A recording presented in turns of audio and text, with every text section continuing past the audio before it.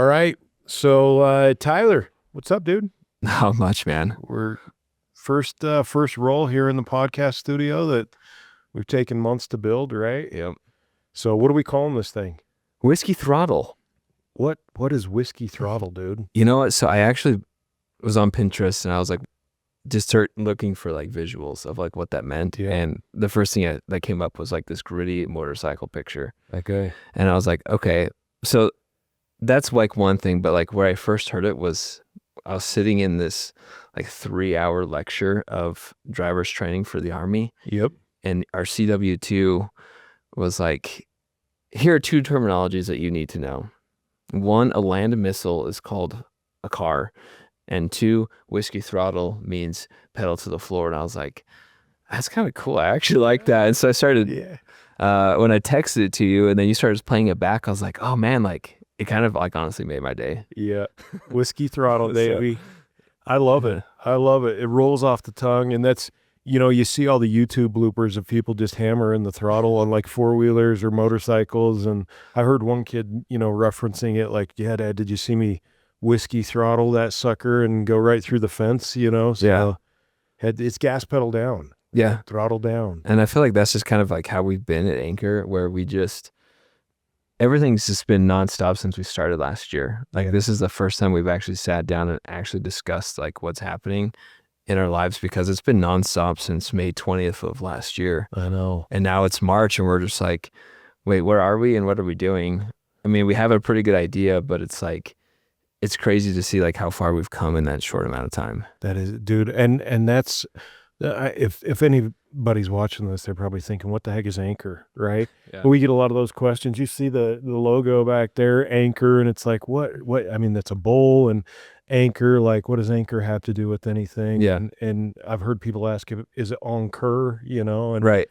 so even that's a cool story. When we were getting Ankuur going, and we were, Tyler and you and I were, I mean, a year ago, we were just talking about how do we support, because we have multiple companies, Anderson Hicks Group, and like, how do we support these companies with content at a higher level? And we were growing other companies within that group. We've got a development company and a tech company, and the demands for a budget or a marketing budget were just becoming really high. And so at that point I was like, Tyler, what do you think about, let's create this marketing company? And so that's what Ankuur is, Yeah. You and I were just kind of throwing stuff against the wall, and I'm like, we just need a logo and a name. And you're like, well, I've got a couple. Yeah. Didn't you'd bought this? I held on to it. Like, it's so crazy because I had it for like 4 years and I just kept renewing the domain for like $20 a year. And I was just like, maybe I'll do something with it, because originally this was supposed to be like, I wanted to make like a lighter version of Pelican, but like, and what inspired it was like my daughter's helmet. Like how thin that plastic is. Yet it's like so hard. And I was like, well, I kind of do that, but with like for camera cases. A Pelican case for. Yeah, but it was like so much like just light like a helmet, but it was like still strong enough to like support your gear. And like that's kind of how it started. And that was when I was in Wisconsin in like 2018, 2019, when I was working for Oshkosh Corporation, and I had a ton of free time afterwards because I wasn't doing anything else. Yeah. And so I had to like bought it, like the original Ankuur was like literally just like an anchor, but kind of like an abstract one. Yep. And I just kept it, and I was thinking like, well, maybe I'll do something with it in the future. And then, sure enough, like this is how I came into like your life and like how everything happened. I was like, well, I have a logo. We might as well go for it, because I have the domain, I have the website. And so the bowl has nothing to do with anything. Honestly, it's just cool. And I was like, yeah, it just looks cool. Awesome. And I was like, freaking awesome. it's just like fierce. Yeah. And like, that's what I was going for. It's like, I just wanted something that like, it's kind of like symbolic of who we are and like what we do. And, it's just one of those things where you don't really know what it's going to look like until, years later, when you can see like, oh yeah, like that's how the dots connected. Yeah. Looking back. I mean, that's clarity comes from looking back. Looking forward, man, you can't put any dots together. No, you can't. And that's even, we were talking the other day, looking back at this last year. I mean, it'll have been May 20th? Is that what we said, May 20th? And so we're not even a year into this thing yet, and we've moved locations, we built out a studio. So Ankuur Studios is who we are. It's and you know, we're actually servicing other people besides the Anderson Hicks Group, the HB companies, which is cool. Yeah. We provide, you know, internet support, and we really we help people tell stories is what we're all about. So yeah, and that's what's kind of like what brings, you know, us to this at this point in time. Like, so the reason why we have this lens in the first place is because it honestly, well, it dates back to when I was in Wisconsin, and I was kind of at a point where I had just been let go of a startup company, like an off-roading startup company. It just like didn't pan out, and I had been there for like 9 months, and we all kind of saw the writing on the wall, and so we started making our own backup plans of like, okay, what are we gonna do? And I was like, I really don't want to go work for anyone else like here. So I was like, I got my wife on board, and I was like, hey, I'm going to give us like 6 months, and if we can't do it, then I'll figure out something else. Yep. And I was like, I'm just gonna, I'm gonna freelance. And so I had a few clients, but then one that I had just kind of came upon was Professional Photographers of America. Yeah. And I'm not really sure like how the connection started. Like okay, let me back up. I do, because so I have like my insurance through PPA. Yep. And so like I'd always get like their monthly magazines. And so like there was like one thing that they had sent out like, hey, do you have any like feedback for us? And so I submitted basically an inquiry and just said, hey, you guys don't really talk about video much in like your magazine. Like I understand this is for photographers, but yeah, I think video is such an important role in like what we do. And then someone replied to me, and it was Joan, who I've been in contact since then. And we've been like working together for like 3 years now. So awesome. And like, that's how it started. It was just like, let me provide you some feedback. And then I offered some suggestions of like, oh, this is where I would start. And then she's like, hey, do you want to jump on a phone call? That sounds really interesting. And so, fast forward like 3 years later, Sigma announces this lens, which is, there's like only a few in the country. Yep. Which is crazy to me. And it's only available in 2 mounts, the Leica mount and the E mount. Mm-hmm. It's a 300 to 600 f4, and there's nothing like it on the market. It's crazy because I think this came at a really interesting time, because Sigma just rebranded themselves. They redid their logo. They redid like their font, their website, and it looks so awesome. Mm-hmm. It's a family-owned business, which is like unheard of. Like it's really cool. But the fact that they went with white, because Canon, it's typically a white lens, right?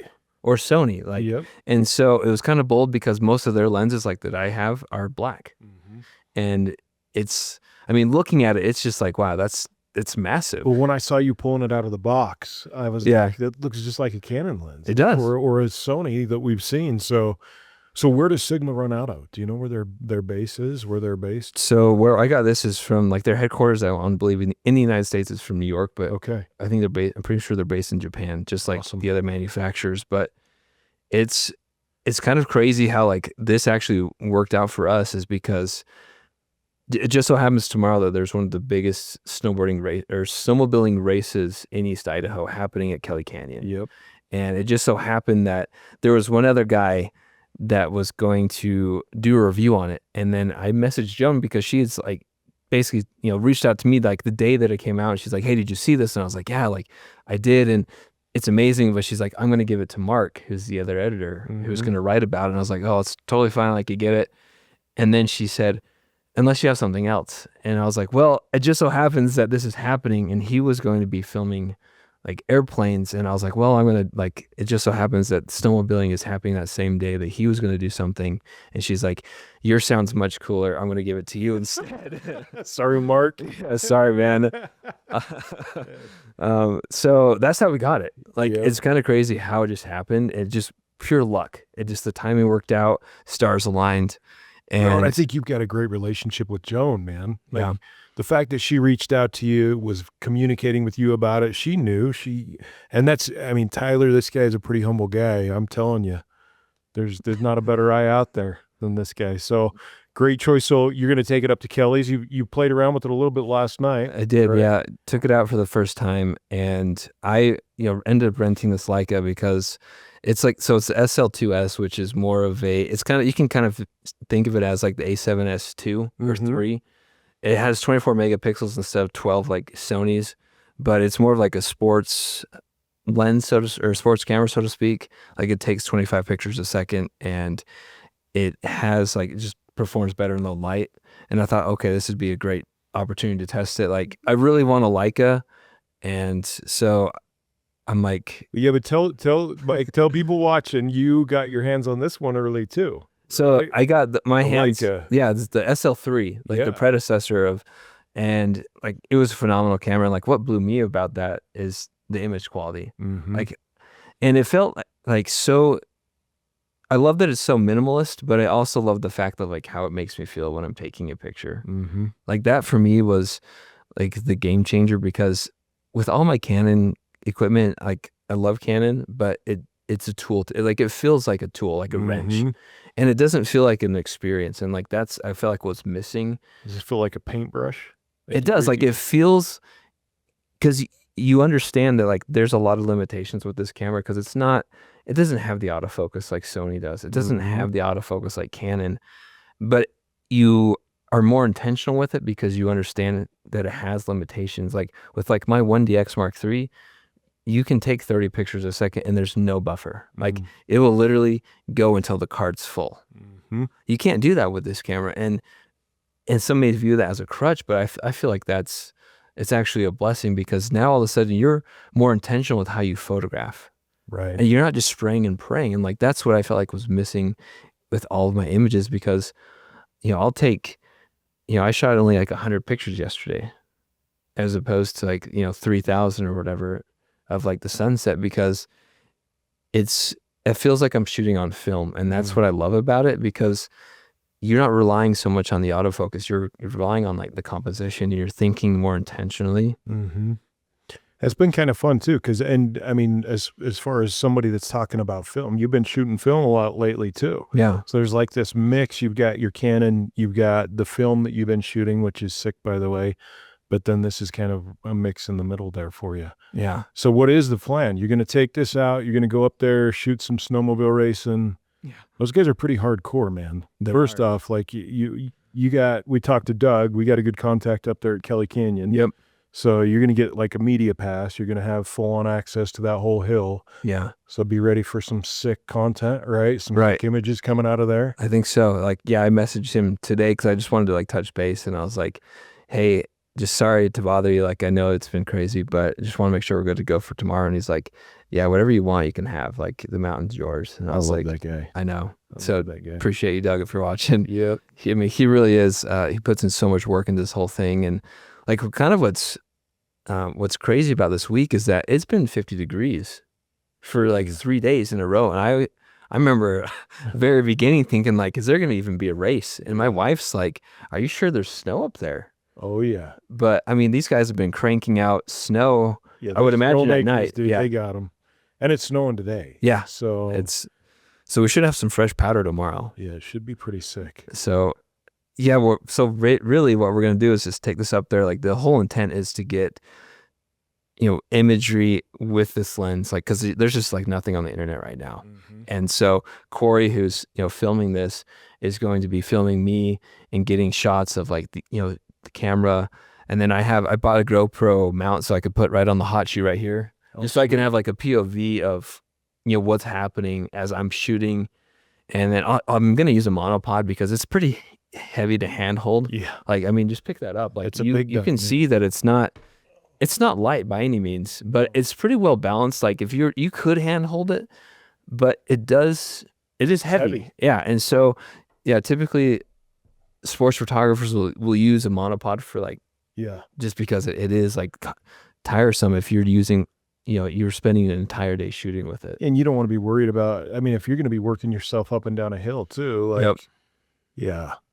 Sweet. So what else?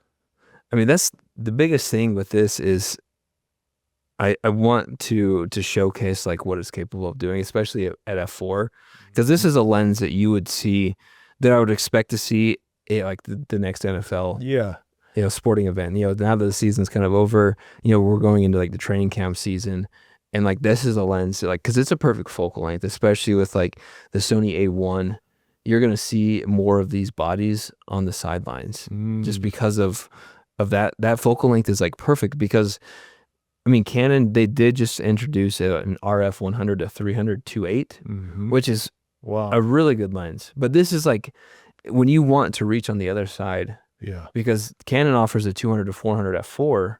So it's kind of an interesting way of like how Sigma approaches because they really come up with unique niche lens. Yeah, right? they 3 do. to 6. And it's only $6,000, which is, I mean, it sounds like a lot, but it's actually not for like what that focal length does. Yeah, compare that to a like a 2 to 4 or one of the other lenses you were just talking about. When are you going to be into those? I mean, a 200 to 400 is probably like brand new. I would imagine like between 6 and 8. Yeah. But I mean, if you're looking at like, especially with prime lenses, like the 600, like f4, you're looking at $12,000. Like the 400 2.8, you're looking at, probably another $8,000. So, I mean, this really fits the bill for a lot of people who, wildlife photographers especially. Like f4 at 600, you're going to have a lot of bokeh. That background's going to be soft. And you're going to have like a nod of depth compression. For that price range, like it's unheard of. Yeah, I don't think there's anything that even compares. No, there's not. Well, I'm excited to see what you do with it, man. It's going to be awesome, and Corey's going to be recording the video. Corey's over there recording this podcast right now. Shout out to Corey. Yep. Appreciate you, man. You get a smile over there. We got a smile. Yeah. So cool. Well, we'll have to do kind of a final wrap up on this thing as you use it and we get some results, and we'll talk a little more about it. Yeah, I think just next time we'll kind of go through the images. Like that's really the big takeaway is there's just not a lot of these out in the country right now, and so just being able to talk about it and show it. It's like, I want people to get excited about it because it really is so unique. And I love Sigma for the fact that they are doing things that no one else is doing. And I think like they're a brand that I would love to work with because of like who they are and what they stand for. Well, yeah, they're innovating. This is awesome. It is. So shout out to Joan. We need to give her a shout out, hooking us up. PPA, right? Yeah, PPA. All the support we get over there. So well, right on, man. Have a blast with it. I'm excited to see what you do up there. And, we'll do a wrap on this once we have some results and some feedback. Okay. All right. Whiskey Throttle, baby. Yeah. All right. Cool.